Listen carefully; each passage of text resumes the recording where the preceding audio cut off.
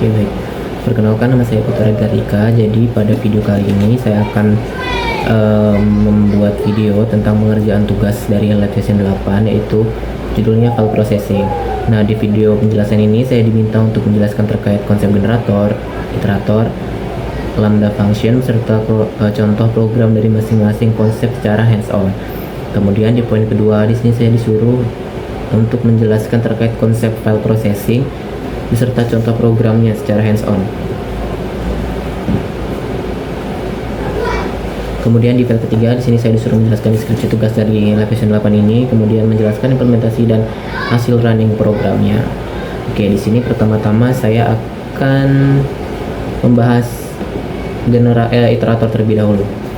Nah, di sini pertama-tama saya akan menjelaskan apa itu iterator. Iterator itu cara di Python buat ngambil data satu persatu dari sebuah daftar, kayak list angka misalnya.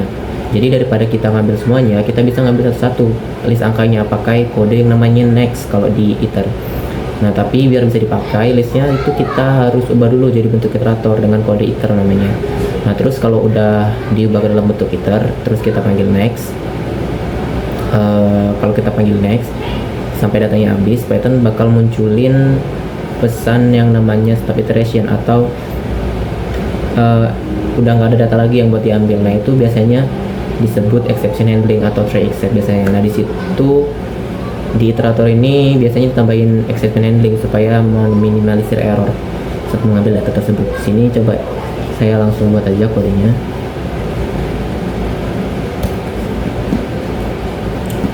Pertama-tama kita akan membuat contohnya, misalnya angka aja ya, bercepat. Angka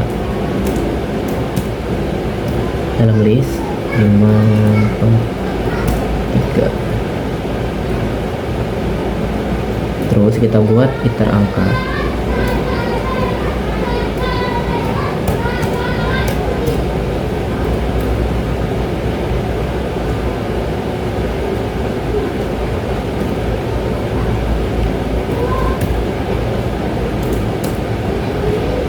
Nah, di sini kita akan membuat perintah buat printnya. Nah, di sini kita masukkan next iter underscore angka. Kita akan mengambil iter underscore angkanya. Nah, kemudian di sini karena variabel angkanya kita masukin tadi ada 3, di sini ada 5, 4 dan juga 3. Di sini kita membuat perintah printnya 3 kali supaya dia bisa nge-print sebanyak 3 variabel. Sini kita copy aja bersifat.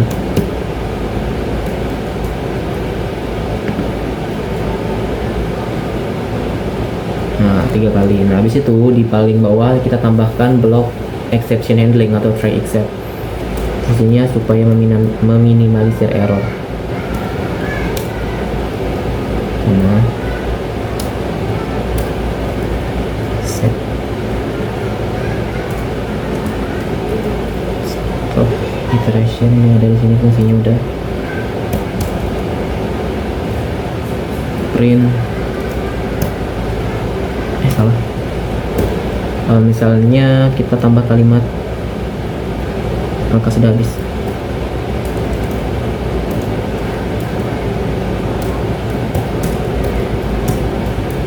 Atau iteration stop iteration. Nah, seperti ini contohnya. Di sini kita coba running terlebih dahulu ya. Apakah mau? Kalau mau ini berarti hasil. Oh, kita save dulu angka aja ya.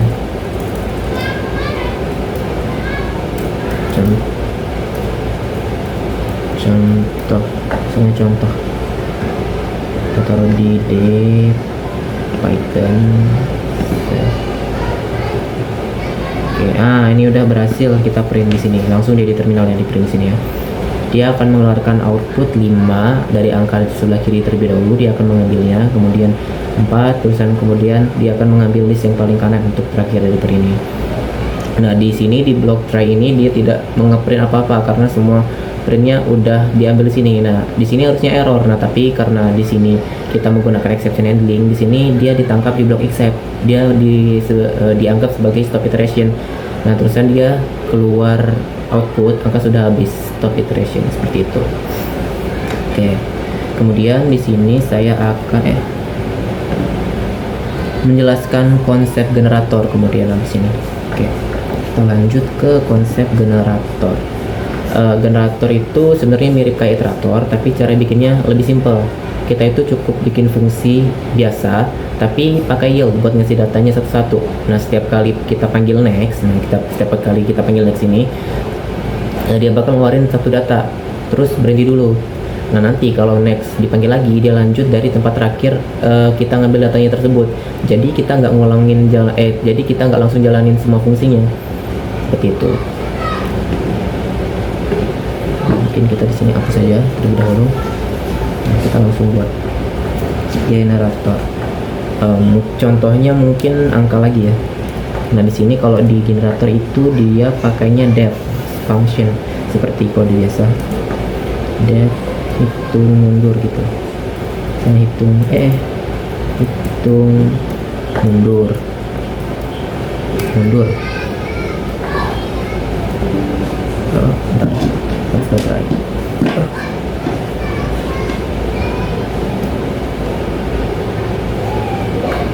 Mundur. N. Nah, N ini sebagai apa sih namanya? Sebagai angka yang ntar kita bakal masukkan. Nah, sini di dalamnya kita tambahkan while. Looping while. Misalnya kita ingin fungsinya itu n lebih besar dari 0 gitu kan misalnya. Kemudian di bawahnya ini baru kita tambahkan yield n, kita yield n ya yang tadi. Setelah kita tambahkan fungsinya.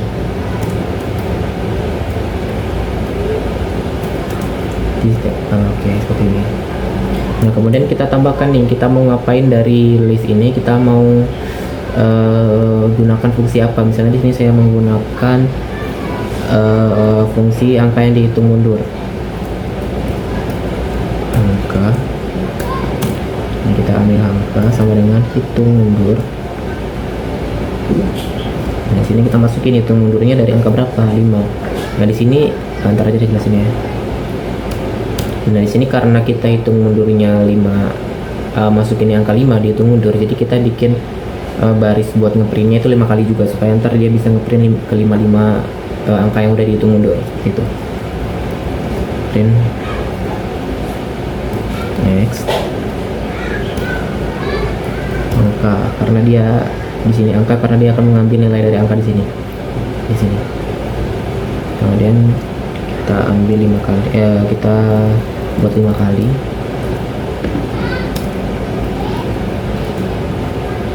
Nah, 2, 3, 4, 5. Oke. Nah, try except-nya sama aja kayak tadi, cuman diubah variabelnya aja.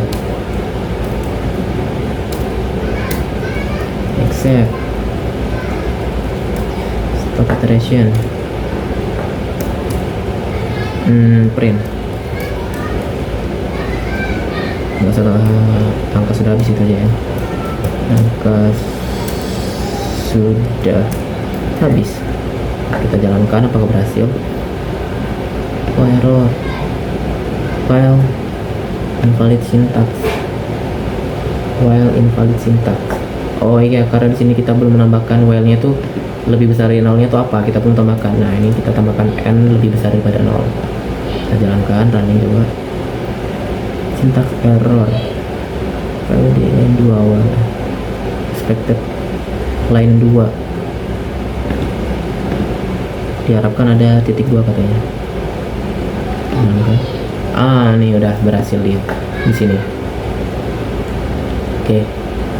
Nah, di sini kita bikin fungsi hitung mundur yang dalamnya ada looping while, dan kita akan yield n-nya dengan n kurang 1. Jadi setiap angka ini kan kita masukin angkanya 5. Jadi setiap angka 5 ini di print awal dia akan ngeprint 5, kemudian setiap angka 5 ini dikurangkan dengan 1. Misalnya kan 5 dikurang 1 jadi 4, dikurang 4 dikurang 1 lagi jadinya 3, 2, 1 dan seterusnya. Nah, karena di sini kita ngeprint 5 kali, jadi di sini juga muncul 5 kali. Nah, karena di sini habis 1 kan 0, jadinya angkanya sudah habis gitu. Jadi dia langsung lompat ke block except stop iteration ini dia akan ngeprint angka sudah habis seperti itu.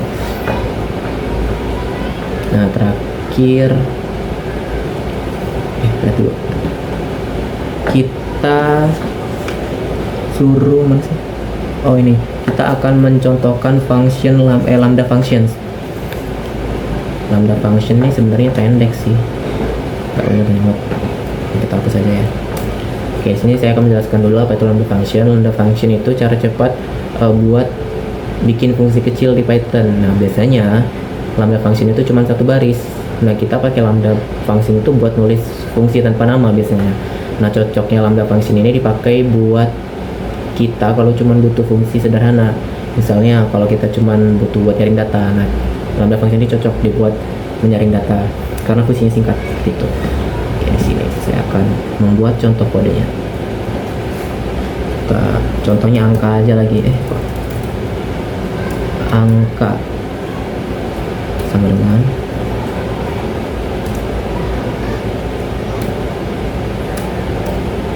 ini bebas sih, ini kan kita mau menggunakan fungsi filter. Nah di sini kalian sih bebas aja mau masukin angka berapa aja, 12 misal, 7 misal, 3, 9. Nah kemudian itu kan tadi listnya yang akan difilter oleh fungsi lambda. Nah di sini kita akan membuat fungsi lambda itu sendiri. Nah, di sini kita membuat perintah yang namanya hasil. Terus dia akan mengambil list dan akan memfilter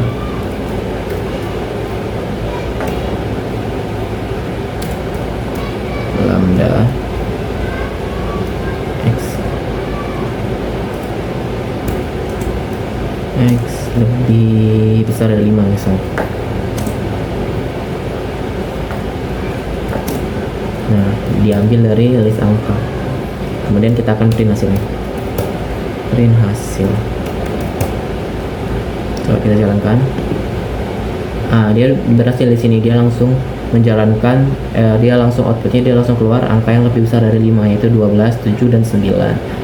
Nah kode yang ini tuh fungsinya buat nyari angka yang lebih dari 5, yang lebih besar dari 5 angka pakai lambda function. Nah di baris filter ini kita bikin fungsi tanpa nama yang ngecek tiap angka apakah lebih besar daripada 5. Nah fungsi filter ini bakal menyaring data yang lolos syarat itu, dan hasilnya kita ubah pakai list. Nah jadi pas kita ngeprint hasilnya terusan dijalankan, nah hasilnya adalah 12, 7, dan juga 9. Nah karena cuma angka itu yang lebih dari 5 gitu. Oke, udah selesai. Kita akan lanjut ke menjelaskan terkait konsep file processing serta dengan contoh program. Oke, kita akan lanjut ke file processing. Sebenarnya file processing yang di Python ini cuma 3 sih, ada file processing di Python, yaitu contohnya ada txt, ada csv, dan ada json. Tergantung kebutuhan kalian maunya menggunakan file yang mana. Nah kalau file txt ini biasanya digunakan untuk menyimpan teks biasa seperti catatan atau daftar, dan biasanya dibaca atau ditulis dengan menggunakan mode write dan read, dan juga ada satu mode lagi yaitu append. Nah dalam fungsi file txt ini dia ada fungsi open namanya. Nah kita buat contoh kodenya terlebih dahulu. Mungkin langsung di sini aja ya buatnya, nggak usah dibuat file baru. Nah, kita pertama-tama kita buat fungsinya terlebih dahulu. Di sini pertama-tama saya akan membuat file txt-nya terlebih dahulu, kemudian dengan metode tulis terlebih dahulu. Baru nanti kalau kita sudah selesai menggunakan metode tulis, baru nanti lanjut ke metode bacanya seperti itu. Open.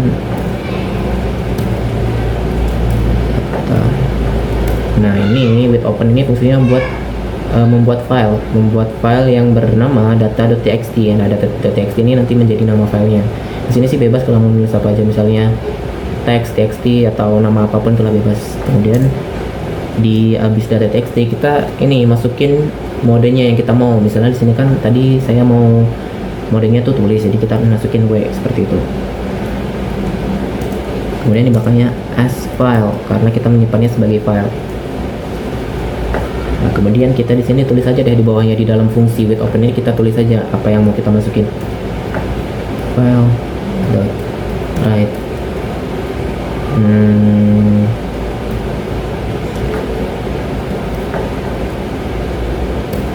pakai string, jangan lupa 5 misalnya.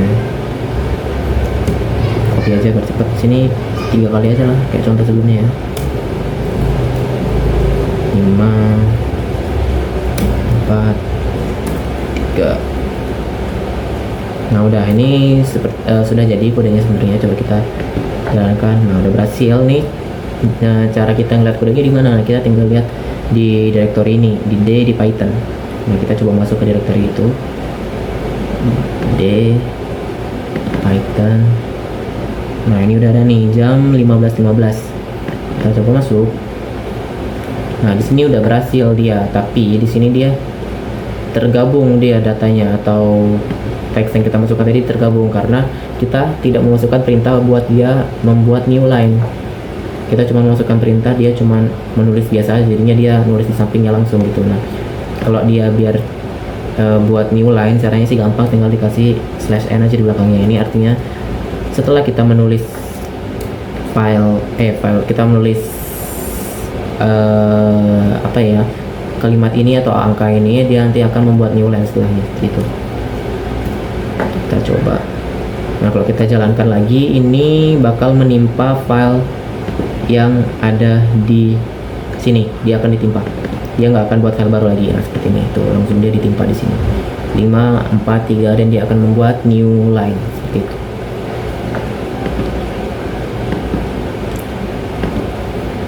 Nah kemudian di sini saya akan mencoba mode read-nya. With open sama aja ininya, kodenya with open. Nah di sini kita mau masukin nama file yang mau dibaca, txt, r karena kita read baca, as file. Nah ini kita akan print isi sama dengan, kita akan mendefinisikan apa file deadlines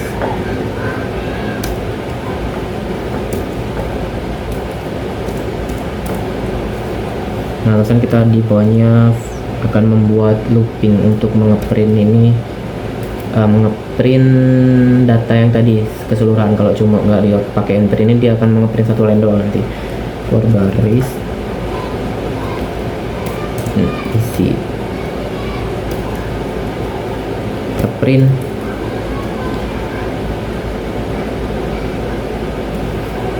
baris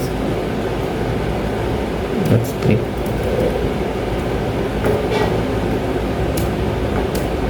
Coba kita jalankan apakah dia berhasil. Dia langsung berhasil di sini. Dia langsung menjalankan fungsi bacanya di sini langsung 5 4 3. Nah di sini sebenarnya sama ini perintahnya kayak di atas, cuma di sini di bawahnya kita ganti.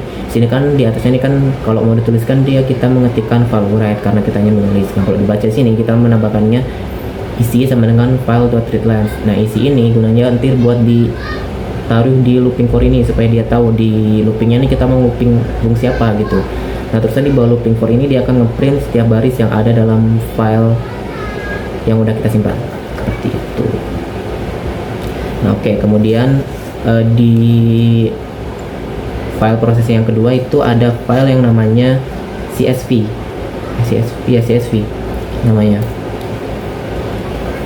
Nah di sini kalau CSV itu dia sebenarnya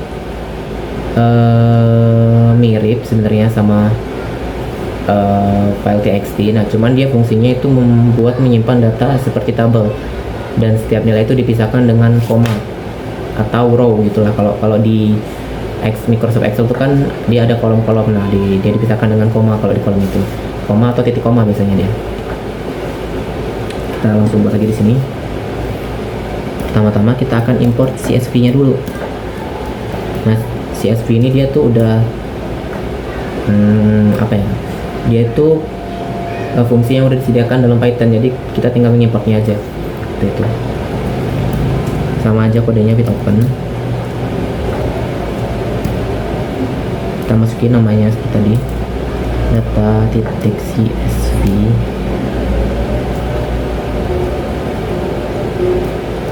New line. Jangan. Kita masukin modenya, kita mau dulu. Right.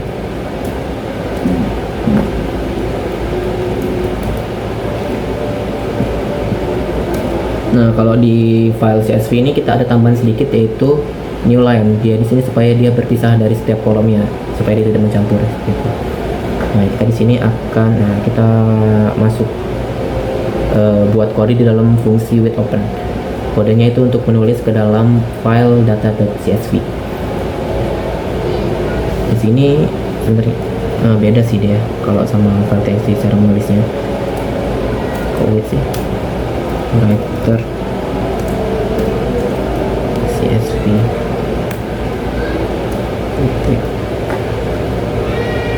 right tar kita file. Nah, kemudian di bawahnya, di sini kita mendefinisikan penulisnya sebagai file, menulisnya sebagai file.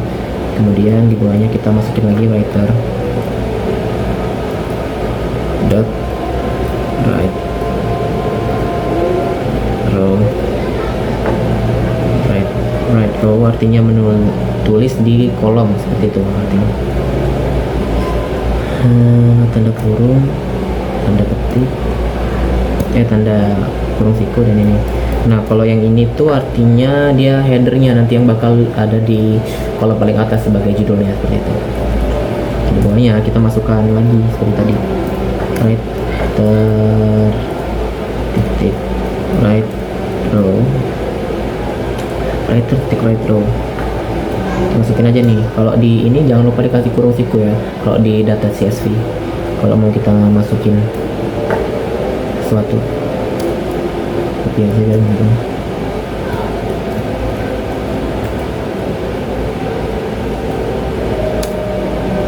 Nah, kita 3 aja ya, biar cepet. 5, 4, 3. Nah, oke, di sini coba kita jalankan. Nah, ini masih di mode baca kita ya.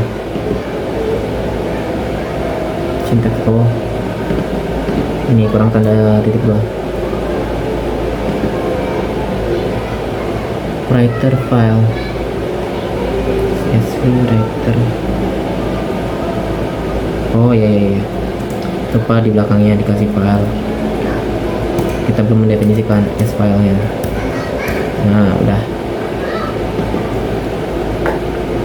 Writer write. Salah, typo. Right row. Nah, seperti ini harusnya. Nah, sepertinya ini udah berhasil. Coba kita cek di Python ini, di Python lagi di file. Nah, sini udah berhasil. Kita coba buka. Nah, dia udah berhasil. Nah, yang right row yang sini, yang di dalamnya ada tulisan nomor ini, dia akan menjadi kolom judul yang paling atas ini. Dia untuk di bawahnya akan ada angka-angka yang kita masukkan ke tadi, seperti itu. Nah, kemudian di sini kita akan membuat mode buat membaca filenya atau mode read-nya. Wait, open data titik CSV. Kita masukin modenya, mode read. Terus jangan lupa di sampingnya kasih as file. Nah, di sini nggak ada new line-nya karena di sini kita cuma membaca, karena kita cuma membaca dan kita tidak menulis. Jadi ntar ya kita cuma mengambil membaca dari file yang udah ada, jadi kita nggak usah masukin new line-nya seperti itu. Kemudian kita masukin fungsi membacanya, reader dot lagi sama dengan CSV reader file. Ini fungsinya sama seperti yang di sini. Kalau di sini kan writer yang sama dengan CSV writer, kalau di sini reader sama dengan CSV reader. Ya, fungsinya untuk membaca file yang udah ada, yang udah kita simpan tadi awalnya. Di sini kita tinggal buat looping aja for baris in reader.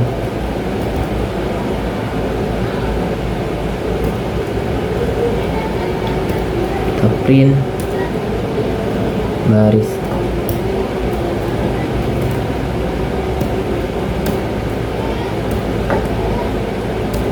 Nah, supaya coba kita jalankan apakah dia berhasil. Dia traceback error di sini dia. Oh ya, di sini karena kita belum menutup file ini, jadinya dia tidak bisa buka karena aksesnya ditolak oleh filenya tersendiri, atau ditolak oleh Microsoft lah dia ini istilahnya. Kita jalankan lagi. Nah, ini udah berhasil nih ngebaca. Jadi abis nyimpen langsung baca dia. Ini kalau fungsi ngebacanya dipisahin juga sih nggak apa-apa sebenarnya, asalkan filenya itu udah ada di komputer kita. Seperti itu. Nah, di sini with open ini sama aja kayak di atas. Ini fungsinya untuk membaca data CSV dari data yang udah kita tulis tadi, kemudian write sebagai file. Nah, di sini fungsi buat membacanya yaitu reader csv.reader file. Nah, for baris in reader ini dia akan melooping print ini, ini dari baris yang pertama hingga yang terakhir gitu. Jadi kita nggak usah perlu ngeprint satu-satu gitu, nggak perlu kayak gitu. Nah, kalau itu sepertinya udah sini ya. Oh iya, sekarang yang file JSON. Nah, kalau file JSON ini dia tuh sama juga sebenarnya kalau sama file CSV dan TXT. Nah, tapi bedanya kalau file JSON itu digunakan untuk menyimpan data terstruktur seperti dictionary atau list. Nah, cocoknya itu buat menyimpan data yang punya pasangan kunci dan nilai, misalnya informasi kendaraan, terus informasi mahasiswa, seperti itu. Nah, kalau di JSON ini ada perbedaan sedikit nih. Untuk mengelola file JSON ini kita nggak menggunakan mode read atau write atau open. Nah, kalau di mode file JSON ini dia menggunakannya itu dump dan juga load. Nah, simpelnya kalau dump itu buat nulis, load buat baca gitu, sebenarnya sama aja, cuman tulisannya aja yang berbeda seperti itu. Sini kita langsung aja contohin ke kodenya. Pertamanya kita import JSON dulu. Import JSON ini sama, ini import JSON ini fungsi yang udah ada di Python, kita cuman ambil aja. Kita buat datanya terlebih dahulu. Harus data sama dengan, nah kalau pakai JSON dia itu kita harus menggunakan mana sih, kurung apa sih namanya itu, kurung kurawal, itu menandakan dia di dalam dictionary. Kemudian kita akan membuat kita akan membuat variabel dalamnya angka dengan. Nah, kita bisa menggabungkan list dan juga variabel string di sini kalau di JSON 5 4 3 itu misal. Nah, udah nih. Nah, itu datanya. Terusan kita di sini akan memasukkan fungsinya. Di sini kan kita udah membuat datanya. Di sini kita akan membuat fungsi buat, pertamanya kita akan membuat fungsi buat menulis write lagi with open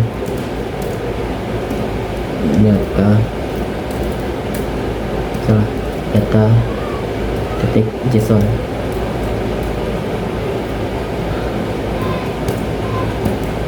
Sama SQL yang lupa.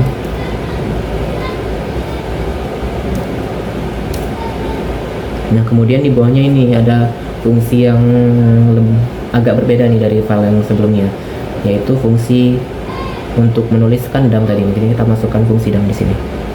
JSON titik dump. Nah, ini dia fungsinya. Kita akan dump ke data. Kita dari data ke file. Nah, ini udah selesai nih untuk fungsi untuk menulisnya. Kita coba run. Nah, udah bisa nih, udah berhasil. di sini. Kita lihat di sini apakah dia ada.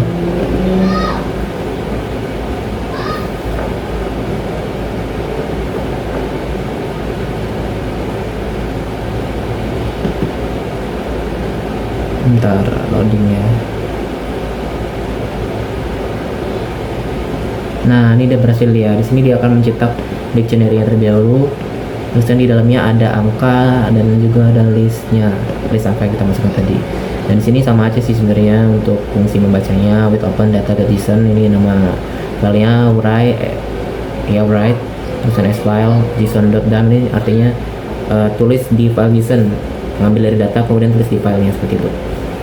Nah, kemudian kita akan membuat fungsi untuk membaca file JSON tersebut. Sama aja with open data.json data.json.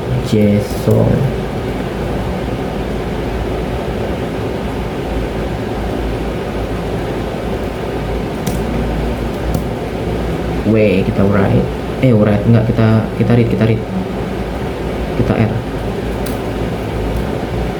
s file, jangan lupa Anda bagi. Kemudian kita definisikan sebagai hasil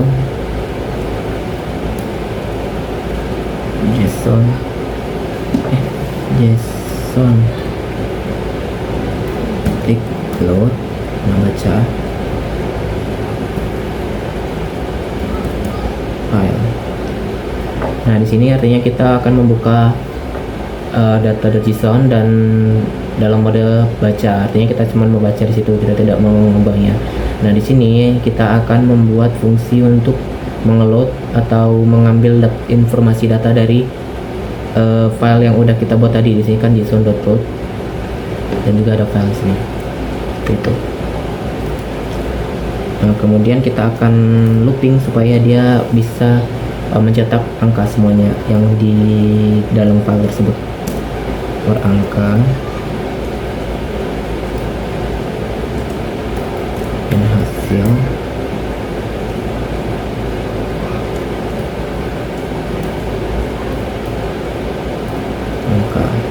angka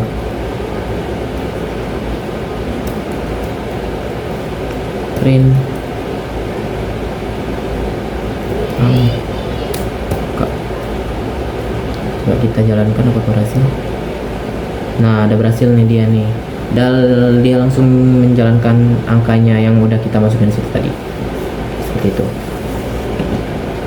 Nah, kemudian terakhir kita akan melanjutkan ke poin kedua, yaitu poin ketiga, yaitu menjelaskan deskripsi tugas.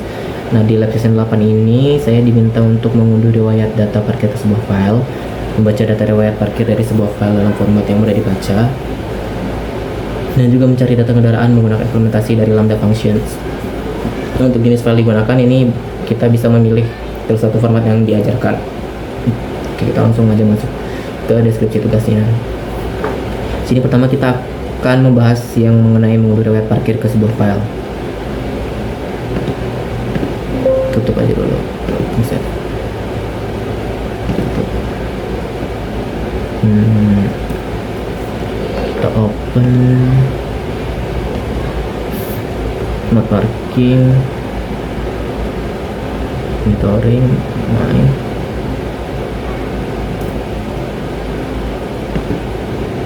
Tadi main apa? Tadi main simulator. Oke, di sini simulator. Yang ini dihapus aja dulu deh, biar ntar nggak ganggu. Biar ntar kita buat ulang aja. Nah, di sini tadi apa lupa. Nah, di sini saya akan membahas mengenai mengunduh riwayat data parkir ke sebuah file terlebih dahulu. Nah, di sini mengunduh data parkir itu saya tambahkan di menu nomor 8, yaitu simpan riwayat ke file. Nah, di nomor 8 ini saya tambahkan fungsi untuk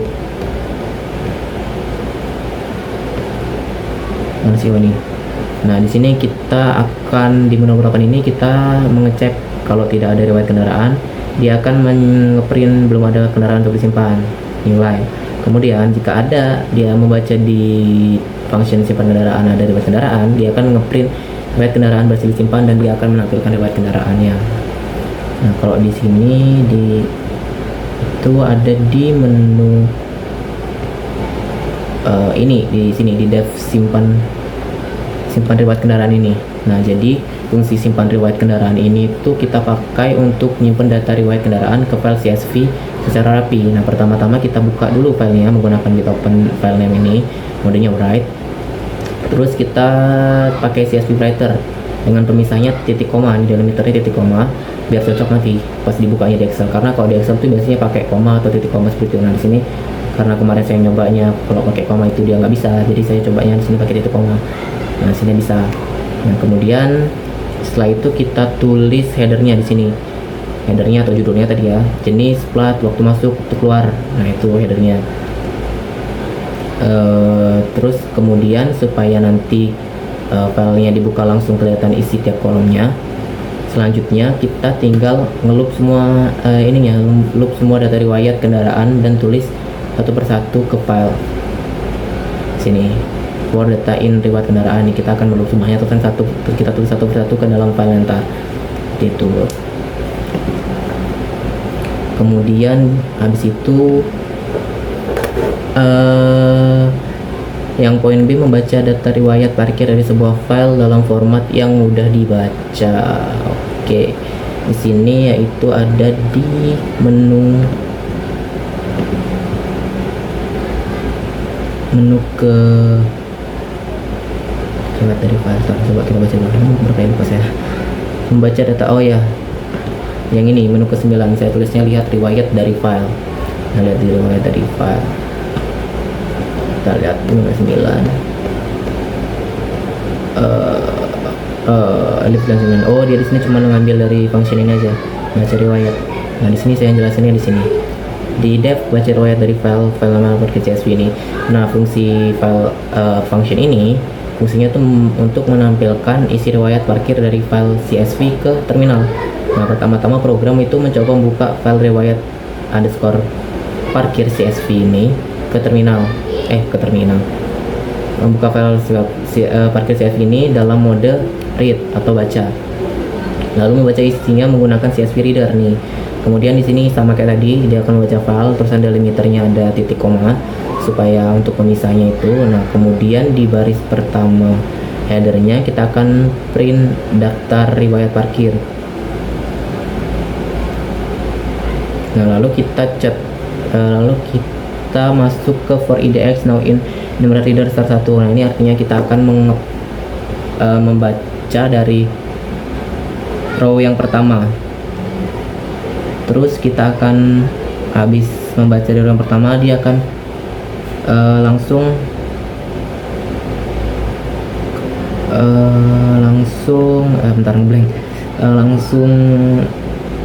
mengeprint jenis plat, masuk, keluar sama dengan row keluar.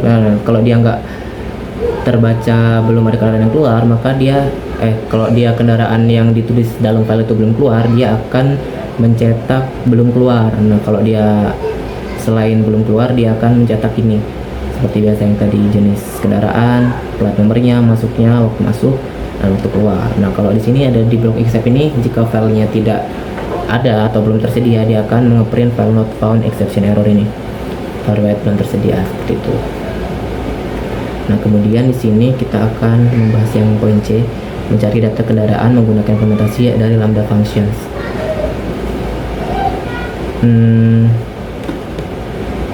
Di sini tuh saya di menu 10 kalau nggak salah.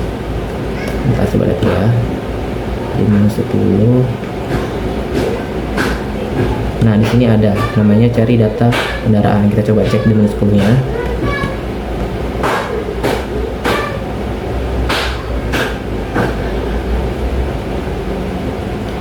Nah, di sini di alif pilihan sama dengan 10 if not riwayat kendaraan.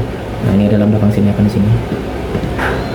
Nah, pertama-tama di menu 10 ini programnya akan ngecek apakah riwayat kendaraan yang kosong ini ada. Kalau ada, dia akan langsung menampilkan masukkan nomor plat kendaraan yang dicari. Jadi suruh menyuruh kita memasukkan kendaraan dan cari. Di sini ada oper supaya dia lebih rapi lantar, dia supaya kalau meminimalisir typo lah itu istilahnya. Kalau di sini nggak ada kendaraan yang dicari, dia belum ada riwayat kendaraan, dia akan mengeprint belum ada riwayat kendaraan. Nah, di sini di lambda ini kita menggunakan fungsi filter, dan lambda functionnya itu dipakai buat nyaring data kendaraan yang platnya cocok dengan inputan kita, inputan usernya lah. Nah, lambda x bagi x dalam kurung 1 sama dengan plat cari riwayat kendaraan ini artinya kita mencari data yang sama dengan plat yang dicari. Nah, hasilnya antara akan diubah menjadi list. Nah, nanti kalau hasilnya ketemu maka ditampilkan dengan format rapi, kayak dari awal jenis kendaraan, kemudian ke list, ke plat. Nah, ini jenis kendaraan, ke plat, ke masuk, waktu keluar, seperti itu. Nah, jika dia tidak ditemukan kendaraan, dia akan ngeprint tidak ditemukan kendaraan dengan plat yang dicari, seperti itu. Oke, apalagi di sini untuk jenis file yang digunakan. Nah, di sini saya menggunakan jenis file yaitu CSV, seperti itu. Mungkin cukup sekian video penjelasan dari penugasan Lab Session 8 saya yang judulnya file processing. Jika ada kesalahan kata atau penjelasan saya yang kurang baik, mohon dimaafkan. Saya akhiri, wassalamualaikum warahmatullahi wabarakatuh.